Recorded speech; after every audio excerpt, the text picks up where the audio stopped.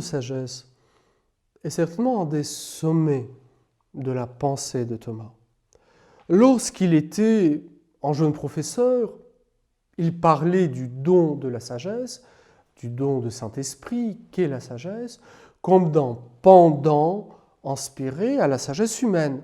Donc il y a d'un côté une vertu intellectuelle qui nous permet d'obtenir cette synthèse, cette vision unifiée du monde, et de l'autre côté, cette sagesse donnée par Dieu.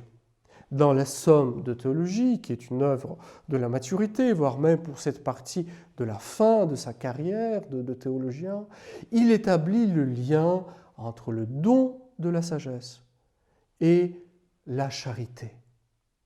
Dieu est charité, en vivant de la charité, en vivant de l'amour.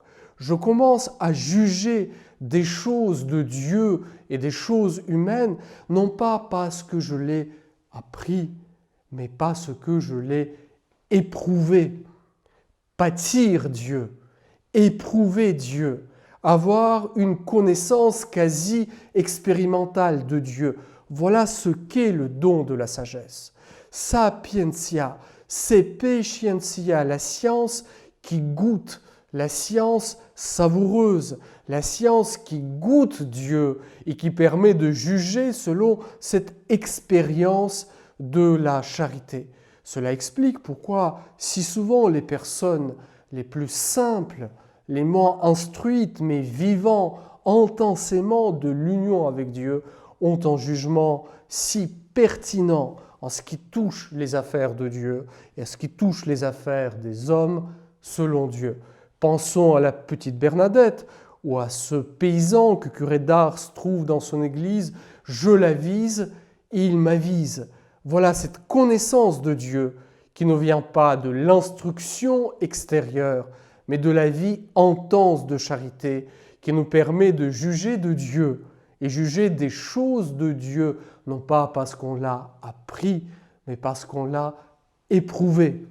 Et ce qui est très intéressant dans ce don de sagesse, c'est le seul don pour lequel Thomas évoque un vice qui lui est contraire. Stultitia, la bêtise, la stupidité. Il ne s'agit pas ici de la défaillance intellectuelle.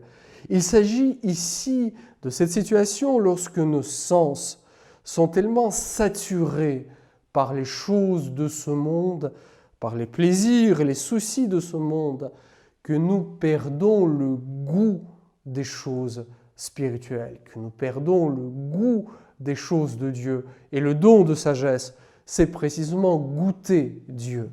Et ici, Thomas livre un très beau commentaire sur la béatitude que la tradition a liée à ce don de sagesse. Heureux les artisans de paix, ils seront appelés fils de Dieu. La paix, disait saint Augustin, est la tranquillité de l'ordre. Et le propre de sage est d'ordonner. Le sage est celui qui établit toute chose dans la paix, qui ordonne tout à Dieu, qui juge de tout selon Dieu. Ils seront appelés fils de Dieu. C'est là où notre assimilation au Verbe unique du Père s'est fait la plus grande. L'Esprit du Fils nous configure au Fils de telle sorte que tout en notre vie soit ordonné à cette vie trinitaire et nous devenons pour nous-mêmes et pour les autres les artisans de paix. Heureux les artisans de paix, ils seront appelés fils de Dieu. C'est le prolongement en quelque sorte de ce don de sagesse qui pour Thomas n'est pas uniquement une connaissance quelconque, mais une connaissance de Dieu qui vient de l'amour, qui se déploie dans l'amour, la connaissance quasi expérimentale de Dieu.